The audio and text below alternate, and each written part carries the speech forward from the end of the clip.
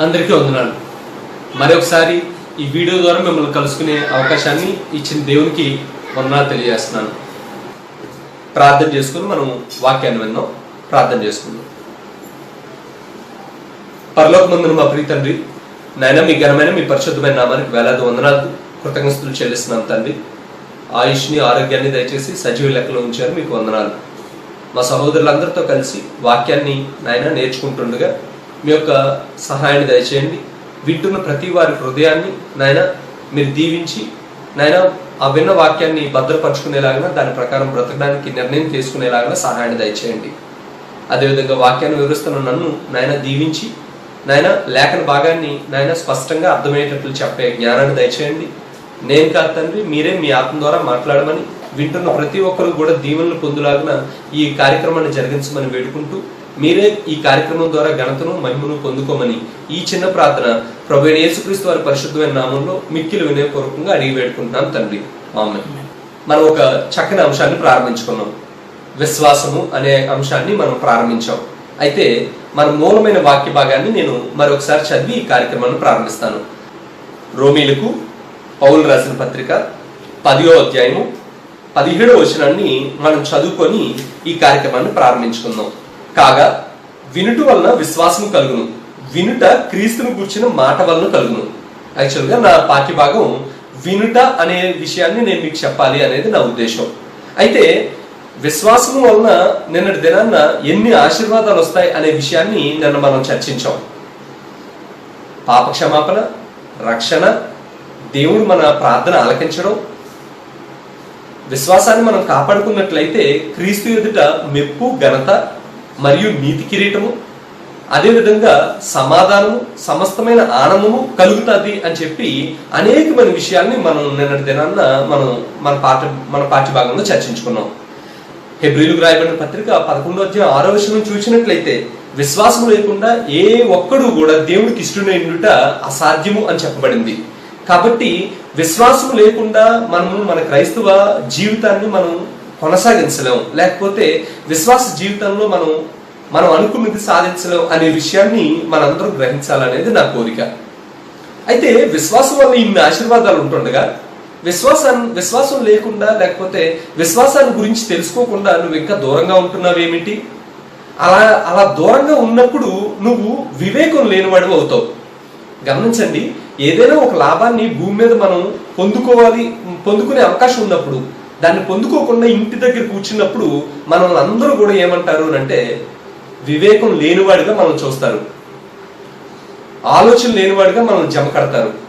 కాబట్టి భూమి మీద ఉండే ఈ తాత్కాలికమైన ఆశీర్వాదాలు పొందలేనప్పుడే మనల్ని వివేకం లేనివాడు, ఆలోచన లేనివాడు, బుద్ధి లేనివాడు అని చెప్పి లోకమంతా అంటున్నప్పుడు మీరు గమనించండి, విశ్వాసం అనేది భూమి మీద పరలోకంలో కూడా మనకు ఆశీర్వాదాలు తెచ్చే గొప్ప అంశమై ఉంది. అలాంటి అంశాన్ని విడిచిపెట్టి నువ్వు ఇంకా మామూలు స్థితిలోనే కొనసాగడం అనేది వివేకం లేనివాడు చేసే పని. కాబట్టి బుద్ధి కలిగి ఈ చెప్తున్న మాటలను మీరు అందరూ వినాలని నేను కోరుకుంటున్నాను. మనం విశ్వాసం అంటే ఏంటి అని మనం దాని గురించి అర్థాన్ని వెతుక్కోకుండా లేఖనంలోనే పరిశుద్ధాత్ముడే దాని అర్థాన్ని రాశాడు. హెబ్రీయులకు రాయబడిన పత్రిక 11వ అధ్యాయం 1వ వచనంలో విశ్వాసం అన్నది ఏంటి అనే విషయాన్ని రచయిత తెలియజేశాడు. అదేంటంటే విశ్వాసం అన్నది నిరీక్షింపబడు వాటి యొక్క నిజ స్వరూపమును, అదృశ్యమైనది ఉన్నవనటుకు రుజువునై ఉన్నది అనే విషయాన్ని నిన్నటి దినాన్ని మనం చూచాం. అయితే ఈ వచనం మనం చదువుకున్నంత, లేకపోతే కంఠస్థ పెట్టినంత ఈజీ అయిన వచనమే కానీ దాని అర్థం మన మనసుకు పడుతుందా లేదా, లేకపోతే మనం దాన్ని అర్థం చేసుకోవాల్సినంత లోతుగా అర్థం చేసుకుంటున్నామా లేదా అనే విషయాన్ని మనం గ్రహించడానికి నిన్నటి దినాన్న ఒక వృత్తాంతాన్ని చూసాం. అంటే విశ్వాసం అన్నది నిరీక్షింపబడి వాటి యొక్క నిజస్వరూపము, అదృశ్యమైనది ఉన్నవనటుకు రుజువునై ఉన్నది అనే మాటని మనం 4 మాటలుగా విభజించుకున్నప్పటికీ కూడా మనకు ఆ అంశం పూర్తిగా అర్థం అవుతుందా అని అంటే అర్థం అవ్వకపోవచ్చు. ఏమో, నాకు చాలా రోజులు అర్థం అవ్వలేదు. అప్పుడు ఆ విషయానికి ఒక విశ్వాస జీవితాన్ని జత కలిపినప్పుడు, అంటే ఆ విశ్వాస జీవితాన్ని ఆ పట్టికకు జత కలిపినప్పుడు నాకు విషయం స్పష్టంగా అర్థమైంది. అది ఎలాగో అంటే దానికోసం నిన్నటి దినాన్ని మనం నోవాహు వృత్తాంతాన్ని మనం తీసుకున్నాం. ఆదికాండం 6వ అధ్యాయాన్ని నిన్న మనం చదువుకున్నాం. నోవాహు దినంలో ఆ కాల పరిస్థితులు ఎలా ఉన్నాయి అంటే 6వ అధ్యాయం 1వ వచనం, నరులు భూమి మీద విస్తరింపనారంభించినప్పుడు దేవుని కుమారులు నరులు కుమార్తెలు చక్కని వారని వారి మనసుకు వచ్చిన విధంగా వివాహం చేసుకున్నారు అనే విషయాన్ని నిన్నటి దినాన్ని మనం చర్చించాం. గమనించండి, దేవుని కుమారులు నరులు కుమార్తెలు అని అంటే అది కేవలం 2 తెగలు అనే విషయాన్ని మాత్రం కాదు. గ్రంథంలో మనకు పూర్తి సమాచారం ఎక్కడా ఏమీ దొరకదు. అయితే పరిశుద్ధాత్ముడు ఇచ్చిన సమాచారానికి మన తర్క జ్ఞానాన్ని మనం కలిపినప్పుడు మనం అక్కడ ఉన్న విషయాన్ని మనం కొంత సేకరించగలుగుతాం. అదేమిటంటే అప్పటికి 2 వర్గాలు ప్రారంభమయ్యాయి. అదేమిటంటే కయీను వర్గం, హేబేలు వర్గం. అంటే మరొక మాటలో చెప్పాలి అంటే దేవుడికి లోబడుతున్న వారు, దేవుడికి లోబడకుండా ఇష్టం వచ్చినట్లు బ్రతుకుతున్నవారు. దేవుడికి లోబడి దేవుని ఉనికిని గమనించి బ్రతుకుతున్న వారందరినీ కూడా దేవుని ప్రజలు అని పిలిచారు. అదేవిధంగా దేవుడు ఉనికిని ఎరగకుండా వారి ఇష్టానుసారంగా వ్యభిచారాన్ని, విగ్రహారాధనలు చేస్తున్న వారందరినీ కూడా నరులు కుమారులు అని పిలిచారు. అయితే నరులు కుమారుల్ని వివాహం చేసుకున్న తర్వాత ఈ దేవుని కుమారులు ఏం చేశారు అని అంటే వారి దేవుని ఉనికిని మర్చిపోయి వారి ఇష్టానుసారంగా వారిని పెళ్లి చేసుకొని వారితో పాటు దేవుని ఉనికిని ఎరగని వారై వారి వలె విగ్రహారాధనలో కలిసిపోయి ఉండుంటారు, వ్యభిచారంలో కలిసిపోయి ఉండుంటారు. అందును బట్టి దేవుడి యొక్క హృదయం వారిని చేసినందుకు, వారిని సృజించినందుకు హృదయంలో నొచ్చుకొనెను అనే మాటని పరిశుద్ధ గ్రంథంలో చెప్పినట్లుగా మనం నిన్నటి దినాన్ని చదివాం. అయితే భూమి మీద అలాంటి పరిస్థితులు ఉన్న సమయంలో కూడా నోవాహు అనే ఒక నీతిమంతుడు మాత్రం ఎలాంటి సాక్ష్యాన్ని పొందాడు అని అంటే 6వ అధ్యాయం 9వ వచనంలో చూచాం. అది నోవాహు వంశావళి ఇదే. నోవాహు నీతిపరుణ్ణు, తన తరము వారందరిలో నిందారహితుడును, దేవునితో కూడా నడిచిన వాడు. 3 విషయాలు దేవుని చేత సాక్ష్యం పొందాడు నోవాహు. మనుషులు ఇచ్చిన సాక్ష్యం కాదది, లేకపోతే గ్రంథంలో మోషే రాసిన సాక్ష్యం కాదది. పరిశుద్ధాత్ముడి చేత ప్రేరేపింపబడిన మోషే దేవుని మూలంగా పలికాడు. అంటే దేవుడిచ్చిన సాక్ష్యం ఏమిటనంటే నోవాహు నీతిపరుడు, తన తరమవారందరిలో కూడా నిందారహితుడు, దేవునితో కూడా నడిచినవాడు. దేవునితో నడిచినవాడు అని అంటే దేవుని ఆజ్ఞకు లోబడి బ్రతికినవాడు అని. దేవుడు అలాంటి వ్యక్తిని కనుగొన్న తర్వాత దేవుడు ఎలాంటి నిర్ణయాన్ని తీసుకున్నాడో మనం ఒకసారి దినాన్ని చెప్పుకున్నాం. మరి ఒకసారి నేను చదువుతాను, అందరూ వినండి. 13వ వచనం మనం చూసినట్లయితే, 6వ అధ్యాయం 13వ వచనాన్ని చూసినట్లయితే దేవుడు నోవాహుతో మాట్లాడుతున్నాడు. సమస్త శరీరాల మూలముగా భూమి బలాత్కారంతో నిండి ఉన్నది గనుక నా సన్నిధిని వారి అంతము వచ్చి ఉన్నది. ఇదిగో వారిని భూమితో కూడా నాశనం చేయదును. దేవుడు ఏమనుకుంటున్నాడు అని అంటే ఆయన సన్నిధిలో నుంచి భూమిని అందరి సమస్తాన్ని తుడిచివేద్దాం అనుకుంటున్నాడు అంట. నేను చెప్పాను కదా, దేవుడు ఆ నిర్ణయం తీసుకోవడంలో 100కు 100% కూడా న్యాయమే. ఎందుకునంటే ఆయన సర్వాధికారి. ఆయనకి నచ్చినట్లు లేకపోతే ఆనాడు వారిని తుడిచేసినట్లు కానీ ఈ రోజు మనల్ని తుడిచేయడానికి కూడా ఆయనకు అధికారం ఉంది. కాబట్టి అందులో ఏ మాత్రం కూడా అన్యాయం లేదు. మనం దేవుడు సర్వాధికారి అనే విషయాన్ని ఎరగని సమయంలో మనం ఏమనుకుంటామనంటే ఎంత అన్యాయంగా దేవుడు వారందరినీ నాశనం చేస్తున్నాడు అని అనుకుంటాం. కాదు, దేవుడు సర్వాధికారి ఉన్నాడు కాబట్టి వారిని నాశనం చేయడానికి ఆయనకి అధికారం ఉంది. అంతేకాకుండా దేవుడు మరొక విషయాన్ని కూడా తెలియజేస్తున్నాడు. అదేమిటంటే నీతిపరుడైన, నిందారహితుడైన, దేవుడితో పాటు నడిచిన ఆ నోవాహుతో దేవుడు మాట్లాడుతూ ఏం చెప్తున్నాడు అని అంటే చితీసారకపు మానుతో నీ కొరకు ఓడం చేసుకొనుము, అరలు పెట్టి ఆ ఓడం చేసి లోపటను వెలుపటను దానికి కీలు పూయవలను. నీవు దాన్ని చేయవలసిన విధానం ఇదే: 200 మూరల పొడుగును, 50 మూరల వెడల్పు, 30 మూరల ఎత్తు గలదై ఉండవలను. కిటికీ ఒకటి చేయవలను, ఓడ తలుపు దాని పక్కన ఉండవలను. కింది అంతస్తు, 2వ అంతస్తు, 3వ అంతస్తు గలదానిగా దాన్ని చేయవలను. భూమి మీద ఉన్న సమస్త జీవరాశులను నీవు ప్రతి జాతిలోనివి 2 చొప్పున నీవు ఓడలోకి తేవలను. వాటిలో మగది ఆడది ఉండవలను అని అనేకమైన విషయాలు చెప్పాడు. 22వ వచనాన్ని చూసినట్లయితే నోవాహు అట్లు చేసెను, దేవుడు అతనికి ఆజ్ఞాపించిన ప్రకారము యావత్తు చేసెను. మీరు గమనించినట్లయితే నేను మనందరికీ తెలిసిన వృత్తాంతం కాబట్టి చాలా కొద్ది మాటల్లో దాన్ని మీకు వివరించేస్తాను. అదేంటంటే దేవుడు భూమిని నాశనం చేద్దాం అనుకున్నాడు. ఆ నాశనం చేయడానికి దేవుడు జలప్రవాహము అనే దాన్ని రప్పించాలి అని అనుకున్నాడు. మీరు గమనించినట్లయితే సృష్టిలో అప్పటి వరకు వర్షం అనే అంశం భూమి మీద లేదు. ఆదికాండంలో మనం చూసినట్లయితే 2వ అధ్యాయంలో మనకు ఆ విషయం స్పష్టంగా కనబడుతుంది. అదేమిటనంటే 5వ వచనం చదువుతున్నాను చూడండి. అది వరకు పొలమందులు ఏ పొదయు భూమి మీద ఉండలేదు, పొలమందులు ఏ చెట్టును మొలవలేదు. ఏలైనగా దేవుడైన యెహోవా భూమి మీద వాన కురిపించలేదు, నేలను సేద్యపరచుటకు నరులు లేడు. యాక్చువల్గా ఆదాము సృష్టింపబడినప్పుడు, సృష్టిని దేవుడు చేసినప్పుడు సృష్టి విధానం ఎలా ఉంది అంటే, భూమి మీద ఏ ఏ అంటే ఏ మొక్కని మొలిపించడానికి దేవుడు ఆకాశం నుంచి వర్షాన్ని రప్పించే కార్యక్రమాన్ని చేపట్టలేదు. మరి ఈ మొక్కలు అవన్నీ ఎలా మొలుస్తున్నాయి అని అంటే, అక్కడ ఒక చిన్న కార్యక్రమాన్ని దేవుడు ఏర్పాటు చేశాడు. అదేంటంటే, అయితే భూమి మీద నుండి ఆవిరి పైకి లేచి భూమిని అంతటిని, నేల అంతటిని తడిపే ప్రోగ్రామ్ని దేవుడు పెట్టాడు. అంటే దేవుడు ప్రోగ్రాంలో యాక్చువల్గా వర్షం అనేది లేదు. మేఘాలు వచ్చి మేఘాల నుంచి వర్షం కురిసి భూమిని తడిపే కార్యక్రమం లేదు. మరి ఎలా దేవుడు భూమి మీద ఈ పంటనంతటిని పోషిస్తున్నాడు, లేకపోతే మొక్కలను మొలిపిస్తున్నాడు అని అంటే, భూమి మీద నుండి రాత్రి అయ్యేటప్పటికి ఆవిరంతా పైకి లేచేది, ఉదయం అయ్యేటప్పటికి అదంతా మంచులాగా కురిచి నేలంతటిని కూడా తడిపే కార్యక్రమాన్ని దేవుడు ఏర్పాటు చేశాడు. సో అప్పుడున్న ప్రజలెవరికి కూడా ఏం తెలియదు అంటే, ఇప్పుడు మనం చూస్తున్న వర్షం అనేది వాళ్ళెవరికి తెలియదు. వాళ్ళెవ్వరికి తెలియని కార్యక్రమం అంటే, అలాంటి కాల పరిస్థితుల్లో నోవాహుతో దేవుడు మాట్లాడితే ఏమంటున్నాడు అంటే, ఈ భూమిలోకము నా సన్నిధిని చెడిపోయి ఉంది, వారంతా నా సన్నిధిలో వచ్చింది, నేను వారందరూ నాశనం చేసేస్తాను. ఇప్పటి వరకు బాగానే ఉంది. ఓ మనిషికి ఆకాశం నుంచి స్వరం వస్తున్నప్పుడు ఆ స్వరాన్ని నోవాహు నమ్ముతున్నాడు, మంచిదే. కానీ మీరు గమనించినట్లయితే హెబ్రీయులకు రాయబడిన పత్రిక 11వ అధ్యాయంలో ఒక విషయం రాయబడింది. అది ఏమిటంటే 11వ అధ్యాయం 7వ వచనం, విశ్వాసమును బట్టి నోవాహు అది వరకు చూడని సంగతులను గూర్చి దేవుని చేత హెచ్చరింపబడ్డాడు. అంటే నోవాహులో గొప్పతనం ఏంటంటే, ఈరోజు మనకి వాతావరణ శాఖ చెప్తుంది రాగల 2-3 రోజుల్లో భయంకరమైన తుఫాన్ వస్తుంది అని చెప్పి. అవును, మనం నమ్ముతాం. ఒక్కోసారి మనం నమ్మం కూడా. కొన్ని సంవత్సరాల క్రిందట హుదూద్ అనే తుఫాన్ వచ్చినప్పుడు యాక్చువల్గా అప్పటి వరకు విశాఖపట్నానికి అలాంటి తుఫాన్ ఏది రాలేదు.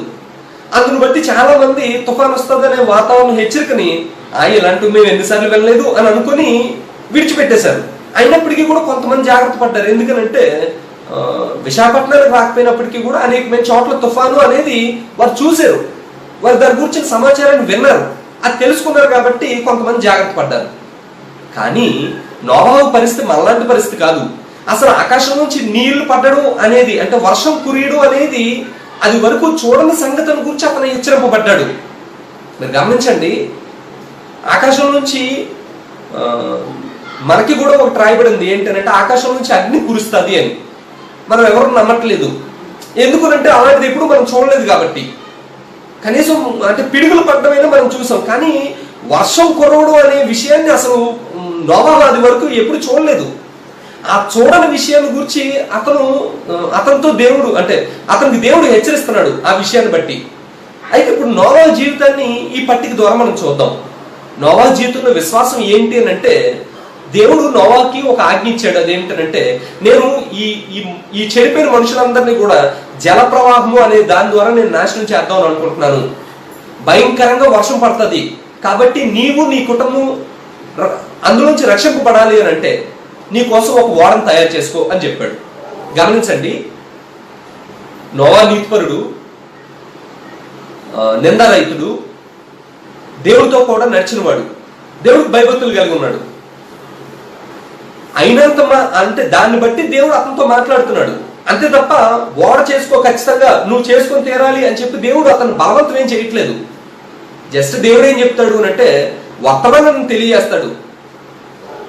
ఓడ కట్టుకోవడం లేనిది అనేది ఎవరిష్టం అని అంటే నోవాహు ఇష్టమే. నోవాహు నీతిపరుడు, నోవాహు నిందారహితుడు. అయినంత మాత్రాన్ని దేవుడు ఓడని సిద్ధం చేసేవాడు. దేవుడు ఏం చేస్తాడు అంటే వర్తమానాన్ని తెలియజేస్తాడు. దానికి లోబడకపోవడం అనేది విడిచిపెట్టేస్తాడు. అంటే ఆ విషయంలో నోవాహు స్వతంత్రత కలిగి ఉన్నాడు. ఆయన చెయ్యాలని అనుకున్నా, చెయ్యకూడదని అనుకున్నా కూడా అతని ఇష్టమే, అతనికి స్వాతంత్రం ఉంది. అయితే మీరు గమనించండి, నోవాహు ఎలాంటి పరిస్థితుల్లో ఉన్నాడు అంటే, అది వరకు ఎన్నడూ వర్షాన్ని కానీ కనీసం 1 డ్రాప్ చుక్క కూడా ఆకాశం నుంచి పడడం అనేది అతనికి తెలియదు. దేవుడేమో కొత్త సంగతి ఏదో చెప్పాడు. ఆ చెప్పిన దేవుణ్ణి చూడలేదు, ఆయన అదృశ్యంగా ఉన్నాడు. ఆయన మాట అంటే ఆయన దేవదూత ద్వారా మాట్లాడాడు, ఆ మాట విన్నాడు, కానీ ఆ మాటని ఇంకొకరు వినిపించడానికి అవకాశం లేదు, అది అదృశ్యంగా ఉంది. కానీ ఒక మాట మీద మాత్రం చెప్తున్నాడు, ఏంటంటే జలప్రవాహం రప్పిస్తాను అని. అది దానికోసం నిరీక్షిస్తున్నాడు, ప్రతిరోజు ఆకాశం వైపు చూస్తూ నిరీక్షిస్తున్నాడు. అంటే ఆయన జీవితంలో రెండు ఉన్నాయి. ఒకటి ఏంటంటే మాట్లాడిన దేవుడు అదృశ్యుడే ఉన్నాడు. ఈ నిరీక్షణ, అంటే రోజు ఆకాశం వైపు చూస్తున్న ఈ నిరీక్షణ, అది కూడా ఉంది అతని జీవితంలో. మీరు గమనించినట్లయితే నోవాహుతో దేవుడు మాట్లాడే సమయానికి ఆయనకి ఎంత వయసు అనేది నిన్న మనం చదువుకున్నాం. ఆదికాండం 5వ అధ్యాయం చివరి వచనంలో మనం చూసినట్లయితే మనకు అక్కడ ఒక మాట రాయబడింది. ఏంటంటే 32వ వచనం, నోవాహు 500 ఏండ్ల ఈడు గలవాడై ఉన్నప్పుడు షేమును ఆమును యాఫేతును కనెను. అప్పుడు దేవుడు మాట్లాడాడు. అంటే నోవాహు వయసు ఎంత అంటే 500 సంవత్సరాలు. అయితే దేవుడు చెప్పిన విధంగానే వర్షాన్ని రప్పించాడు. అది వర్షం అనకూడదు, అది అది అంతకన్నా ఎక్కువైంది ఏదో. ఎంత భయంకరంగా దేవుడు ఏర్పాటు చేశాడు అని అంటే భూమిని అంతటిని నాశనం చేసేయడం కోసం. ఒకసారి మీరు చూడండి, మీకు తెలిసిన విషయాలని నేను త్వరగా చెప్పుకొని వెళ్తున్నాను. 7వ అధ్యాయం 1వ వచనం చదువుతున్నాను చూడండి. యెహోవా, ఈ తరమువారిలో నీవే నా ఎదుట నీతిమంతుడివై ఉండుట చూచితిని గనుక నీవును నీ ఇంటి వారును ఓడలో ప్రవేశించుడి. పవిత్ర జంతువులు ప్రతి జాతి పోతులు 7ను పెంటులు 7ను ఇలా ఏర్పాటు చేయమన్నాడు. 6వ వచనం చదువుతున్నాను చూడండి. ఆ జలప్రవాహం భూమి మీదకి వచ్చినప్పుడు నోవాహు 600 ఏండ్ల వాడు. నోవాహుకి జలప్రవాహం వస్తుంది అనే విషయాన్ని వర్తమానాన్ని తెలియజేసినప్పుడు అతని వయసు ఎంత అంటే 500 సంవత్సరాలు. దేవుడు జలప్రవాహాన్ని భూమి మీదకి పంపించినప్పుడు అతని వయసు ఎంత అంటే 600 సంవత్సరాలు. అంటే మధ్య సమయం ఎంత తీసుకున్నాడు అంటే 100 సంవత్సరాలు తీసుకున్నాడు. 100 సంవత్సరాల పాటు నోవాహు ఆకాశం వైపు ఎలా చూస్తున్నాడు అంటే పైకెత్తి నిరీక్షణతో ఎదురు చూస్తున్నాడు. దేవుడు జలప్రవాహాన్ని రప్పిస్తానన్నాడు కదా, ఏది అని. మీరు గమనిస్తే నోవాహు యొక్క నిరీక్షణ మీకు అర్థమవుతుంది. ఆయనతో మాట్లాడిన దేవుడు అదృశ్యుడే ఉన్నాడు. అతని మాటని ఇంకొకరికి తెలియజేయడానికి అది మరి అవకాశం లేదు. అదేవిధంగా ఆకాశం నుంచి వర్షం వస్తుంది అనేది 100 సంవత్సరాల పాటు నిరీక్షణ కలిగి ఉన్నాడు. అంటే మనం టేబుల్లో చూసినట్లయితే ఆయన నిరీక్షణ కలిగి ఉన్నాడు. తర్వాత ఆయనతో మాట్లాడిన దేవుడు అదృశ్యుడై ఉన్నాడు. విశ్వాసంలో 2 విషయాలు ఉంటాయి. అదృశ్యం ఉంటుంది, అంటే నువ్వు నమ్మే దేవుడు అదృశ్యుడై ఉంటాడు. నువ్వు ఎదురు చూస్తున్నది అది నిరీక్షణ అయి ఉంటుంది నీ జీవితంలో. ఆ 2 కనబడవు. అయితే దేవుడు ఏ విధంగా వర్షాన్ని పంపించాడో ఒకసారి చూడండి. అప్పుడు నోవాహును అతనితో కూడా అతని కుమారులు అతని భార్యయు అతని కోడండ్రును ఆ ప్రవాహ జలమును తప్పించుకున్నట్టుగా ఆ ఓడలో ప్రవేశించారు. 8 మంది అంటండి, మొత్తం 8 మంది కుటుంబం. ఆ కుటుంబం అంతా కూడా ప్రవేశించింది. ఎప్పుడైతే నోవాహు అతని కుటుంబం ప్రవేశించేసిందో దేవుడు తన కార్యక్రమాన్ని ప్రారంభించాడు. అదేమిటనంటే 7 దినములైన తర్వాత ఆ ప్రవాహ జలం భూమి మీదకి వచ్చెను. నోవాహు వయసు యొక్క 600వ సంవత్సరము 2వ నెల 17వ దినమున మహా అగాధ జలం ఓటలన్నీ ఆ దినమందు వినవబడెను. ఆకాశపు తూములు విప్పబడెను. 40 రాత్రులు 40 పగళ్ళు ప్రచండ వర్షం భూమి మీద కురిసెను. ఆ దినమందే నోవాహును అతని కుమారును షేమును హామును యాఫేతును నోవాహు భార్యయు వారితో కూడా అతని 3 కోడండ్రులను ఆ ఓడలో ప్రవేశించారు. వీరేగాక ఆయా జాతుల ప్రకారం మృగము, పశువులు, నేల పురుగులు, పక్షులు అన్ని కూడా వచ్చేసాయి. అయితే 16వ వచనం చూడండి. ప్రవేశించినవన్నీ మగది ఆడుదియు ప్రవేశించును. అప్పుడు యెహోవా ఓడలో అతన్ని మూసివేసెను. ఆ జల ప్రవాహము 40 దినములు భూమి మీద ఉండగా జలములు విస్తరించి ఓడను తయారు చేసినందున అది భూమి మీద నుండి పైకి లేచాను.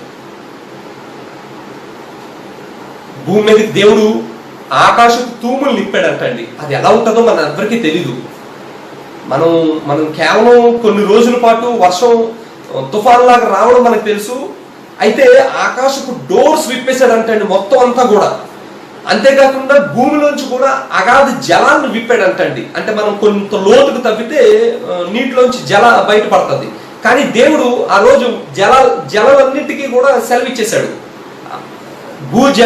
భూగర్భం నుంచి జలం మొదలైందంటండి.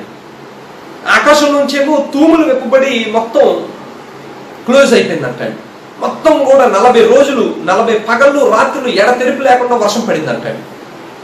అక్కడ మంచి మాట రాయబడిందండి. నోవాహు లోపలికి వచ్చేసిన తర్వాత దేవుడు అతన్ని మూసివేసెను అని. అంటే అతను డోర్ మూసేశాడు అంటే దేవుడే. ఒకవేళ నేనేమనుకుంటానంటే అప్పుడు వరకు అక్కడ నరులు భూమి మీద విస్తరించారు. 50 మంది లేరు, 100 మంది లేరు, ఇంకెక్కువ మంది ఉన్నారు అక్కడ. వాళ్ళందరూ కూడా అప్పటి వరకు 100 సంవత్సరాల పాటు నోవాహు పని ఏంటంటే నోవాహు సువార్త చేశాడండి. 100 సంవత్సరాల పాటు అతని పని ఏంటంటే దేవుడు ఏదో కర్ర చెప్పాడు, చితి సారకపు మాను అని. ఆ కర్రతో దేవుడు చెప్పిన ప్రకారం ఓడ తయారు చేస్తున్నాడు. 100 సంవత్సరాలు పట్టింది అతనికి. ఆ 100 సంవత్సరాలు అతని పని ఏంటంటే అడవిలోకి వెళ్తున్నాడు రోజు ఇంటి దగ్గర నుంచి. ఆ ఇంటికి వెళ్తున్నప్పుడు వస్తున్నప్పుడు సువార్త చేసుకుంటూ వెళ్తున్నాడు. కొన్ని రోజుల్లో వర్షం వస్తుంది, మీరు అందరూ ఓడలోకి వచ్చేయండి అని చెప్తున్నాడు. వాళ్ళందరూ కూడా అతన్ని ఎగతాళి చేసి ఉన్నారేమో, వాళ్ళ పనులు వాళ్ళు చేసుకున్నారేమో, నోవాహుని పట్టించుకోలేదు. అయితే మేబీ నేనేమనుకుంటానంటే ఆకాశం నుంచి మొట్టమొదటి చినుకు పడగానే వారు ఆశ్చర్యపడి ఉంటారు, అబ్బా ఇదేంటి అని. కొన్ని చిన్న చిన్న జల్లులు పడేటప్పటికి వాళ్ళ అంటే మనిషి ఒళ్ళు పులకరిస్తుంది ఆకాశం నుంచి వర్షం పడినప్పుడు. అయితే అది ఏమవుతుందంటే నీరు పైకి లెగుస్తుంది, పాదాలు తడిచాయి, మోకాళ్ళ వరకు వచ్చాయి నీళ్లు, నడుము లోతుకు వచ్చింది. ఇప్పుడు భయం మొదలైంది.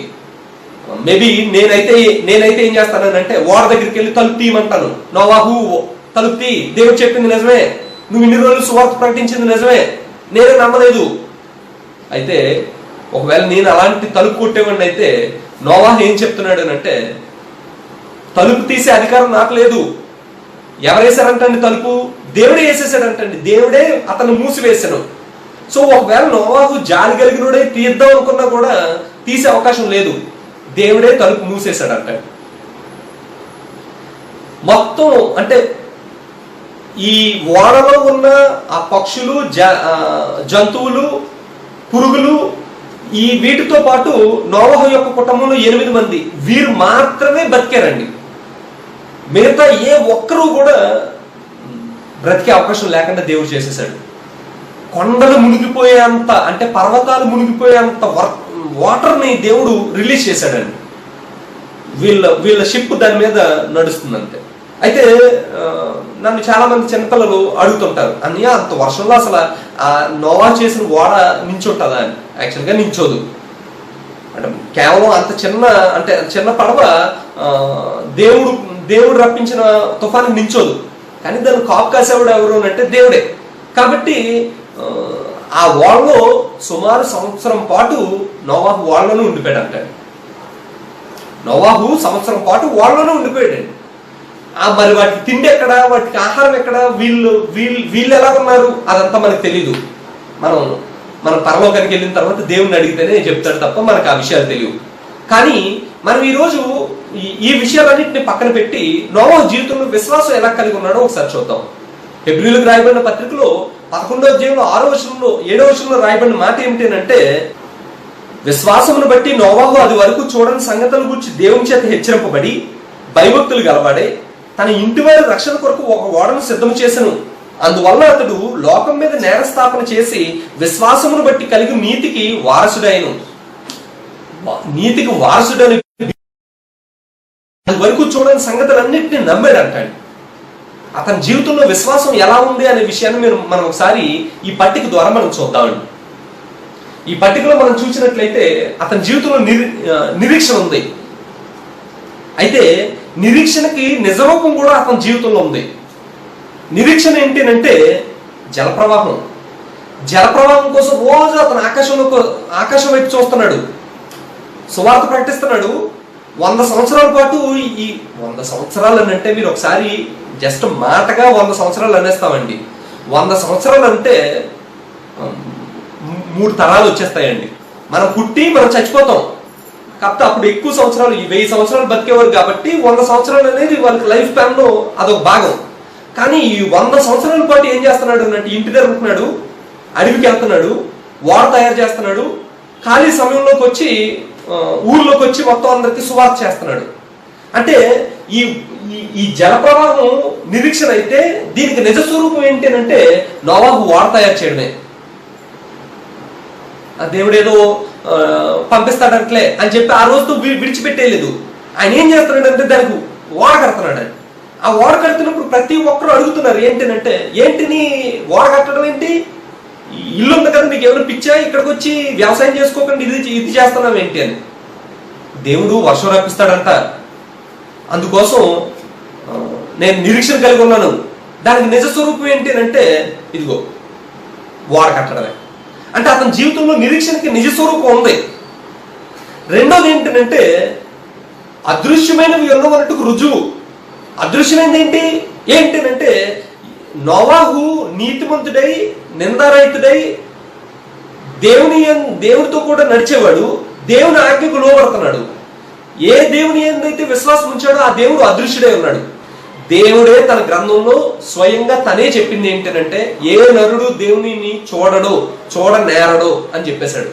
కాబట్టి నోవాహు ఏం చేస్తున్నాడు అంటే దేవుణ్ణి చూడలేడు. ఏం వినగలుగుతాడు అంటే దేవదూతల ద్వారా ఆయన చెప్పబడిన మాట మాత్రం వినగలుగుతాడు. దేవదూతను చూసే అవకాశం ఉంది. అయితే ఆ దేవుడు ఆయన ఎవరి మీద అయితే విశ్వాసం ఉంచాడో ఆ దేవుడు అదృశ్యుడు. మరి ఏంటి రుజువు? ఆ దేవుడికి రుజువే, లేకపోతే నోవా జీవితంలో రుజువు ఏంటంటే 100 సంవత్సరాల పాటు సువార్త చేయడం. ఒకసారి చూద్దామండి. పేతురు రాసిన మొదటి పత్రిక 3వ అధ్యాయం 19-20 వచనాలను నేను ఒకసారి చదువుతున్నాను చూడండి. దేవుని దీర్ఘశాంతము ఇంకా కనిపెట్టి చుండినప్పుడు పూర్వం నోవా దినములో ఓడ సిద్ధపరచబడుచుండగా అవిధేయులైన వారి యొద్దకు అనగా చెరలో ఉన్న ఆత్మల యొద్దకు ఆయన ఆత్మస్వరూపిగానే వెళ్ళి వారికి ప్రకటించను. వారిలో కొందరు 8 మంది నీటి ద్వారా రక్షణ పొందిరి. 500 సంవత్సరాల వయసు అప్పుడు ఓడ తయారీ మొదలు పెడితే 600 సంవత్సరం వచ్చే వరకు, 600 సంవత్సరము 2వ నెల 17వ దినము వచ్చే వరకు కూడా ఓడ నిర్మాణం పూర్తవలేదు, జలప్రవాహం రాలేదు. అప్పుడు వరకు దేవుడి మాటని అక్కడ ఉన్న వారందరికీ తెలియజేస్తున్నాడు. ఒకవేళ అప్పుడు మనుషులు ఎలా ఉన్నారు అనే విషయాన్ని కొంత సమాచారాన్ని అయితే మనకి లేఖనాల్లో రాయబడింది. అంటే తర్వాత ఇంకొంత సమాచారాన్ని యేసుక్రీస్తు వారు కూడా తెలియజేశారు. మత్తయి రాసిన సువార్త 24వ అధ్యాయాన్ని మీరు చూసినట్లయితే 37వ వచనంలో యేసుక్రీస్తు వారు నోవాహు దినాల గురించి చెప్తున్నారు. ఏంటంటే నోవాహు దినములు ఎలాగుండును, మనుష్య కుమారుడు రాక అలాగే ఉండును. జలప్రలయమునకు ముందరి దినములలో నోవాహు ఓడలోనికి వెళ్ళిన దినము వరకు వారు తినుచు త్రాగుచు పెండ్లు చేసుకొనుచు పెండ్లుకి ఇచ్చుకొనుచు నుండి జలప్రలయం వచ్చి అందరూ కొట్టుకొని పోయే వరకు ఎరగకపోయిరి. అంటే నోవాహు చెప్తున్న సంగతుల్ని వింటున్న ప్రజలందరూ కూడా వాటినేం పట్టించుకోవట్లే. నోవాహు ఇంటి దగ్గరికి వెళ్తున్నారు. ఈరోజు మా అమ్మాయి పెళ్లి ఉంది, నువ్వు పెళ్లికి రా అని అంటున్నారు. అయితే ఈయన ఇంటికి ఇన్విటేషన్ కార్డు పట్టుకొని వచ్చిన వాళ్ళతో కూడా ఏం చెప్తున్నాడు అంటే జలప్రలయం వస్తుందంట, మీరు అందరూ దయచేసి ఆ ఓడలోకి వచ్చేయండి అని చెప్తున్నాడు. అప్పుడు వీళ్ళందరూ ఏమంటున్నారు అంటే అతను చూసి నవ్వుతూ జలప్రలయం అంటావేంటి, ఆకాశం నుంచి వర్షం పడ్డం ఏంటి, అసలు వర్షమే లేదు కదా, ఆకాశం నుంచి ఎక్కడైనా నీళ్ళు వస్తాయేంటి అని చెప్పి అతన్ని ఎగతాళి చేసే వాళ్ళు ఉంటున్నారు తప్ప అతని మాట నమ్మట్లేదు. దేవుడి విషయం నాకు చెప్పాడు అని అన్నప్పుడు ఒకవేళ అలాంటి వాడు ఎవడో ఉండొచ్చు, ఏది ఆ దేవుడు చూపెట్టి నాకు అని ఉండొచ్చు. దేవుడు చూపెట్టలేడు. ఎందుకనంటే దేవుడు అదృశ్యుడు. ఆ అదృశ్యుడు అయితే రుజువు ఏంటి అంటే అతను దేవుడి మాటను ప్రకటిస్తున్నాడు. సువార్తను 100 సంవత్సరాల పాటు ప్రకటించాడు. విశ్వాసం అనే టేబుల్ ఒకసారి చూడండి. నిరీక్షింపబడు ఒక నిజస్వరూపము, అదృశ్యమైనది ఉన్నట్టుకు రుజువు. నిరీక్షణ ఏంటి? జలప్రవాహం. నిజస్వరూపం ఏంటి? వాడకడుతున్నాడు. అదృశ్యమైనది ఏంటి? దేవుడి మాట, దేవుడు. రుజువు ఏంటి? ఇగో 100 సంవత్సరాల పాటు సువార్త ప్రకటించాడు. అంతేకాదు నోవా జీవితమే దేవుడు ఉన్నాడు అనడానికి రుజువు. ఆకాశంలో ఒక ఆయన ఉన్నాడు, ఆయన ఆజ్ఞ ప్రకారం తను బతుకుతున్నాడు. ఇష్టానుసారంగా బ్రతకట్లే. ఆ బ్రతకట్లేదు ఎందుకు అంటే ఆకాశంలో ఒక ఆయన ఉన్నాడు, అయ్యా ఆయన ఆజ్ఞ ప్రకారమే నేను నడుస్తున్నాను, ఇగో నేను నడుచుకున్న విధానమే నా దేవుడు ఉన్నాడు అనే దానికి రుజువు అని చెప్తున్నాడు ఆయన. అయితే గమనించండి, ఈరోజు ఈ నోవహు ద్వారా మనం విశ్వాసం అంటే ఏంటి అనే విషయాన్ని మనం నేర్చుకున్నాం. విశ్వాసం అంటే ఏంటి అనే విషయం మనకు తెలియదేం కాదు, మనకు తెలిసిందే. అయితే నోవహు ద్వారా మనం కొంత ఎక్కువ సమాచారాన్ని మనం పొందుకోగలిగాం. అయితే ఇప్పుడు నేను చెప్పేది ఏంటంటే అసలు మన జీవితంలో మనం విశ్వాసం అనుకుంటున్నది ఇక్కడికి వచ్చాక నిల్చుంటుందా లేకపోతే తేలిపోతుందా? పేతురు రాసిన 2వ పత్రిక 2వ అధ్యాయం 5వ వచనం నుంచి చదువుతున్నాను చూడండి. ఆయన పూర్వకాలమందున లోకమును విడిచిపెట్టక భక్తిహీనుల సమూహం మీదకి జలప్రలయము రప్పించినప్పుడు నీతిని ప్రకటించిన నోవాహును మరి 7 కాపాడాను. అయితే నేను ఇక్కడ ఒక చిన్న మాటను చెప్పేసి ముందుకు వెళ్తాను. అయితే దేవుడు న్యాయవంతుడు కాదా అనే చిన్న మాట మనకి ఎల్లప్పుడూ కూడా చిన్న తులుస్తుంటుంది. అంటే దేవుడు ఎప్పుడైనా నాశనం చేసినప్పుడు ఈ మాట ఎక్కువగా మన హృదయాల్లోకి వస్తుంది. అదేంటంటే దేవుడు ఎలా నాశనం చేశారు అంతమందిని? దేవుడు ఎప్పుడు కూడా నిజమే పాపం చేశారు, దేవుడు నాశనం చేయడానికి రైట్ ఉంది, అయినప్పటికీ కూడా మీరు చూడండి దేవుడు ఎంత న్యాయంగా వ్యవహరించాడు. వారికి ముందుగా విషయాన్ని తెలియజేశాడు. 100 సంవత్సరాల పాటు సువార్త తెలియజేస్తున్నాడు. 100 సంవత్సరాలు తెలియజేస్తున్న వాడు ఎవరైనా మార్మల్స్ పొందితే వారిని రక్షించడానికి కూడా సిద్ధంగా ఉన్నాడు దేవుడు. అలాంటి సిద్ధంగా ఉన్న దేవుడు సువార్తను ప్రకటిస్తుండగా, నోవాహు ద్వారా నీతిని ప్రకటిస్తుండగా వారు కేవలం 8 మంది రక్షింపబడ్డారు తప్ప మిగతా వారందరూ కూడా నాశనం అయిపోయారు. అయితే ఈరోజు ఈ పాఠం ద్వారా మనం తెలుసుకోవాల్సింది ఏంటంటే మన జీవితాల్లో మనం విశ్వాసం కలిగి ఉన్నామా లేదా అనే విషయాన్ని మనం తెలుసుకోవాలి. నిరీక్షణకి నిజరూపం ఉందా, అదృశ్యమైన దానికి రుజువు ఉందా అనే విషయాన్ని మీరు తెలుసుకోవాలి. మనందరి నిరీక్షణ ఏంటండి? ఏమో మీరున్న చోట మీ కుటుంబాలతో సమాధానం చెప్పుకోండి. నేనైతే నా నిరీక్షణ యేసుక్రీస్తు 2వసారి వచ్చినప్పుడు నేను ఆయనతో పాటు వెళ్ళాలి, అది నా నిరీక్షణ. దేవుడి యొక్క గుడారంలో నేను ప్రవేశించాలి, అది నా నిరీక్షణ. అబ్రహాం కూడా అలాంటి నిరీక్షణ కలిగి ఉన్నప్పుడు ఆయన ఏం చేశాడు అంటే దానికి నిజరూపం చూపించాడు. నిజరూపం ఏంటంటే భూమి మీద ఏ పర్మనెంట్ ప్రదేశంలోనూ పర్మనెంట్ స్ట్రక్చర్ ఏది కట్టుకోకుండా పైన దానికోసం ఎదురు చూస్తూ బ్రతికాడంటాడు. అప్పుడు ప్రతి ఒక్కరు కూడా ఏం చెప్తున్నారు అంటే అబ్రహాము ఏంటి సొంత ఇల్లు కట్టుకో అని అన్నప్పుడు దేవుడు పునాది వేసిన దాంట్లో నేను బ్రతుకుతాను, నిరీక్షణకు నిజరూపం చూపించేశాడు అని. అప్పుడు ఏంటి నువ్వు బ్రతుకుతున్న నువ్వు ఎవరి యందు విశ్వాసం ఉంచావు, ఆయన చూపించు అని అన్నప్పుడు ఆయన అదృశ్యుడు. అయితే దానికి అదృశ్యుడైన వాడు ఉన్నాడు అన్నాడు. రుజువు ఏంటి? ఇదిగో నా జీవితమే రుజువు, ఇదిగో నేను బ్రతుకుతున్న రీతే రుజువు అని చెప్తున్నాడు ఆయన. అలా మీరు ప్రతి విశ్వాస జీవితాన్ని ఈ టేబుల్లో పెట్టుకోండి. వాళ్ళు స్పష్టంగా విశ్వాసాన్ని చూపిస్తారండి. అయితే నేను చూపించగలుగుతున్నానా? అంటే నేను బాప్తిజం పొందక మునుపు వ్యసనాలు కలిగి ఉన్నాను అనుకోండి. అప్పుడు యేసుక్రీస్తునందు విశ్వాసం ఉంచాను అనుకోండి. ఆ విశ్వాసం ఉంచినప్పుడు నేనేం చేయాలి అని అంటే దానికి నిజరూపాన్ని చూపించాలి, రుజువు చూపించాలి. అంటే విశ్వాసం కలిగాను అని చెప్పాను, బాప్తిజం తీసుకుంటాను అన్నాను, వ్యసనాలను విడిచిపెట్టేసేయాలి. అప్పుడు విడిచిపెట్టి నీ దగ్గరికి వచ్చి ఏమంటారు అంటే మనం ఈరోజు వచ్చి సిగరెట్ కలుద్దాం రా అని అన్నాం అనుకోండి. నేను యేసుక్రీస్తులో విశ్వాసం ఉంచాను, నేను చచ్చిపోయాను. ఆ చచ్చిపోయాను అనడానికి నిజ స్వరూపం ఏంటి? ఇదిగో నేను లోకంతో మళ్ళీ కలవను, నేను యేసుక్రీస్తు కోసం బ్రతుకుతాను. రుజువేంటి? ఇదిగో నా జీవితమే రుజువు. అదండి విశ్వాసం. లేకపోతే సిగరెట్లు కాలుస్తున్నాడు, మందు తాగుతున్నాడు, కొన్ని రోజులు అయిన తర్వాత లంగ్స్ పాడైపోతాయి, లేకపోతే కిడ్నీలో ఒక కిడ్నీ పాడైపోద్ది. అప్పుడు డాక్టర్ చెప్తాడు ఏంటంటే నువ్వు ఇంకా మందు తాగకూడదు, సిగరెట్ కాల్చకూడదు అని చెప్పినప్పుడు నేను యేసుక్రీస్తు కోసం సిగరెట్ మానేస్తున్నాను. నిజమండి అది నిజం కాదు. అది నీ విశ్వాసంకి నిరీక్షణకు నిజరూపం అది కాదు. అది నీ ఆరోగ్యం కోసం. నువ్వు అది మానకపోతే ఉన్న ఇంకో కిడ్నీ కూడా పోయి నువ్వు చచ్చిపోతావు. విశ్వాసం లేదు కాబట్టి నువ్వు దేవుని రాజ్యంలో కూడా ప్రవేశించవు. మరి విశ్వాసం ఏంటి? నీకు ఆయుష్ ఉండి, ఆరోగ్యం ఉండి, అన్ని చేయగలిగే బలం ఉండి, అన్ని చేయగలిగే స్తోమత ఉండి, అప్పుడు కూడా నువ్వు నిరీక్షణ కోసం నీ జీవితంలో అంటే నీ నిరీక్షణ యొక్క నిజ స్వరూపాన్ని చూపిస్తూ నువ్వు అదృశ్యమైన వారి మీద ఉంచిన విశ్వాసానికి రుజువును నీ జీవితంలో చూపిస్తుంటే అప్పుడు దాన్ని ఏమని పిలుస్తారు అంటే విశ్వాసము అని పిలుస్తారు.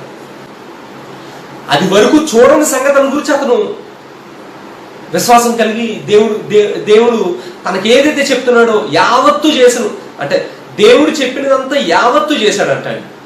ఈ రోజు మనం దేవుడు కండిషన్లో పెడతామండి. ఇదిగో నువ్వు నాకు ఫలానా చేస్తే నేను బాప్తిజం పొందుతాను, నువ్వు పొందకపో ఎవరికి నష్టం? మనకే నష్టం అండి. అంటే 8 మంది రక్షింపబడ్డారు అంటే అంతమంది ఉన్నారు. అంటే దేవుడు సృష్టించిన ప్రజలు వాళ్ళందరిలోనూ దేవుడి మీద విశ్వాసం కలిగిన వారు ఎంతమంది అంటే 8 మందే. మిగతా వారందరూ కూడా మమ్మల్ని రక్షించకపోతే నీకే నష్టం. ఎవరికి నష్టం అండి? దేవుడికి ఎప్పుడూ నష్టం ఉండదు. యోహాను చెప్పాడు, ఈ రాళ్ల వల్ల కూడా అబ్రహాం పిల్లలు పుట్టించగలడు దేవుడు. కాబట్టి దేవుడు సృష్టికర్త, ఆయన మీద మనం కండిషన్లు పెట్టకూడదండి. గమనించండి, విశ్వాసాన్ని గురించి ఎందుకు ఇంత ఖచ్చితంగా చెప్పుకుంటున్నాం అంటే, గలతీయులకు పౌలు రాసిన పత్రిక 3:26 ప్రకారం విశ్వాసం వల్ల ఒకడు దేవుడు కుమారుడు అవుతాడు తప్ప మరి ఇంకోటి కాదు. విశ్వాసం వల్లనే అవుతాడు. మరి ఆ విశ్వాసం అంతా నాకు అర్థమైంది, బాగానే ఉంది. ఇంతకీ ఈ విశ్వాసం నాకు ఎలా వస్తుంది? అయ్యారు నాకు విశ్వాసాన్ని నా బుర్రలో పెట్టేసేయండి, నేను పెట్టలేను. లేకపోతే బజార్కి వెళ్ళి నేను కొనుక్కొని వస్తాను, నీకు దొరకదు. లేకపోతే ఈ బైబిల్ని రోజు తల కింద పెట్టుకొని పడుకుంటాను, నీకు విశ్వాసం రాదు. మరి ఎక్కడ వస్తుంది? ఎప్పుడు వస్తుంది అని అంటే, వినుట వల్ల విశ్వాసం కలుగును. వినుట క్రీస్తుని గూర్చిన మాట వల్ల కలుగును. వినుట వల్ల మాత్రమే విశ్వాసం వస్తుంది తప్ప మరి ఇంక దేని వల్ల విశ్వాసం రాదు. ఆ వినేది కూడా పిచ్చి పిచ్చి సాక్ష్యాలు అవి వింటే విశ్వాసం రాదు. అలాంటి విశ్వాసం వచ్చినా ఈ టేబుల్కి నించోదు. మరి ఏంటి ఆ విశ్వాసం? క్రీస్తుని గూర్చిన మాట వల్ల మాత్రమే విశ్వాసం వస్తుంది. కాబట్టి దేవుడు వాక్యం అని పిలువబడుతున్న సువార్తను, క్రీస్తుని గూర్చిన వాక్యాన్ని మీరు వింటే విశ్వాసాన్ని పొందుతారు. ఆ విశ్వాసము నిన్ను నిత్యరాజ్యాన్ని పొందుకునేటట్లుగా నడిపిస్తుంది. ఒకవేళ లేనట్లయితే ఆ విశ్వాసము నిష్ప్రయోజనమైన విశ్వాసంగానే ఉంటుంది. కాబట్టి విశ్వాసాన్ని గురించి మనం ఈరోజు నేర్చుకున్నాం. అయితే ఆ విశ్వాసానికి మూలమైన, లేకపోతే ఆ విశ్వాసం ఎందువల్ల వస్తుంది అనే విషయాన్ని ఇప్పుడు చెప్పాను. వినుట వల్ల విశ్వాసం కలుగును. ఆ వినుటలో మనం ఏ స్థాయి వారమై ఉన్నాం, ఎలా వినాలి, ఏం చేస్తే మనం వినుట వల్ల విశ్వాసాన్ని పొందుతాం, అంటే వినటంలో నిర్లక్ష్యం చూపిస్తే ఎలాంటి పరిస్థితుల్లోకి వెళ్ళిపోతాం అనే విషయాన్ని ఒక్కొక్కటిగా రాబోయే పాఠాల్లో మనం నేర్చుకుందాం. ఇప్పటి వరకు వాక్యాన్ని విన్న మీ అందరికీ వందనాలు తెలియజేస్తూ ఈ కార్యక్రమాన్ని ముగిస్తున్నాను.